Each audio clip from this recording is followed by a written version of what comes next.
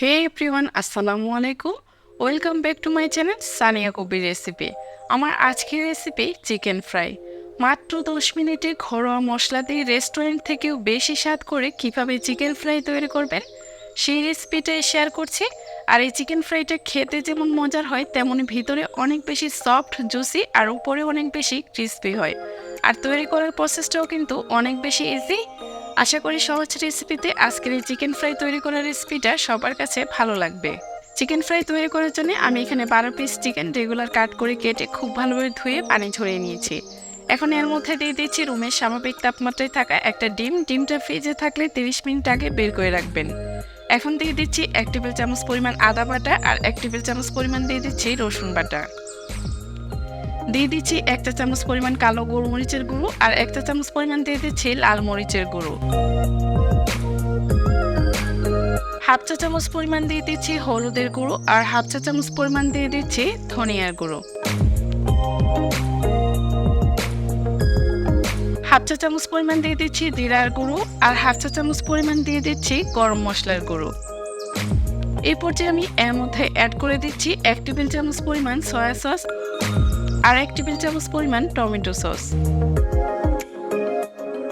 এখন দিয়ে দিচ্ছি স্বাদ মতো লবণ, তবে আমি এখানে টেস্টিং সল্টটা ইউজ করেছি কারণ রেস্টুরেন্টগুলোতে চিকেন ফ্রাই করার সময় কিন্তু টেস্টিং সল্ট দেওয়া হয়, তবে হাতের কাছে না থাকলে নর্মাল লবণ দিলেও হবে। এখন দিয়ে দিচ্ছি 1 টেবিল চামচ পরিমাণ লেবুর রস। এখন হাত দিয়ে মশলাগুলো খুব ভালোভাবে চিকেনের সাথে মিক্সড করে নিচ্ছে। একটু সময় নিয়ে মশলাগুলো খুব ভালোভাবে চিকেনের সাথে মেশাতে হবে।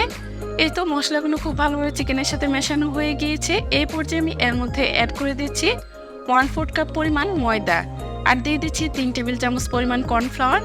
কর্নফ্লাওয়ারটা হাতের কাছে না থাকলে চালের গুঁড়া দিলে হবে, তবে কর্নফ্লাওয়ার বা চালের গুঁড়া কোনোটাই না থাকলে এখানে আপনারা হাফ কাপ পরিমাণ ময়দা দিয়ে দিতে পারেন। তবে চালের গুঁড়া বা কর্নফ্লাওয়ার দিলে এই চিকেনটা কিন্তু আরও বেশি ক্রিস্পি হয়। এখন হাত দিয়ে সব কিছু চিকেনের সাথে খুব ভালোভাবে মিক্সড করে নিয়েছি। এই পর্যায়ে আমি চিকেনগুলো ফ্রাই করতে চলে যাচ্ছি।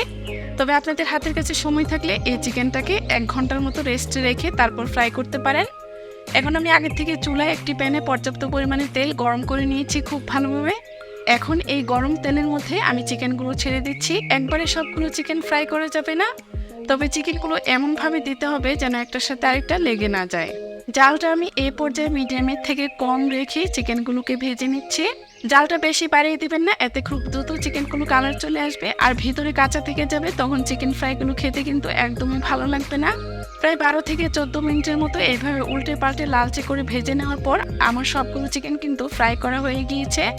এখন একটা স্ট্রেনার নিয়ে তেল ঝরিয়ে এই চিকেন ফ্রাইগুলো চুলা থেকে নামিয়ে নিচ্ছি আর পরিবেশন করে দেখিয়ে দিচ্ছি চিকেন ফ্রাইগুলো দেখতে কেমন হয়েছে। দেখতে যেমন লোভনীয় লাগছে, খেতে কিন্তু খুবই মজার হয়েছিল। বাসায় এভাবে ঘরোয়া মশলা দিয়ে চিকেন ফ্রাই করতে পারেন, ছোট থেকে বড় সবাই খেয়ে কিন্তু অনেক বেশি পছন্দ করবে। আর এই চিকেন ফ্রাইগুলো উপরে কিন্তু অনেক বেশি ক্রিস্পি আর ভিতরে অনেক বেশি সফট আর জুসি। আশা করি সহজ রেসিপিতে আজকের এই চিকেন ফ্রাই তৈরি করার রেসিপিটা সবার কাছে ভালো লেগেছে। ভালো লাগলে প্লিজ একটা লাইক দিয়ে এরকম আরও নতুন নতুন রেসিপিতে আমার চ্যানেলটা সাবস্ক্রাইব করে রাখবেন।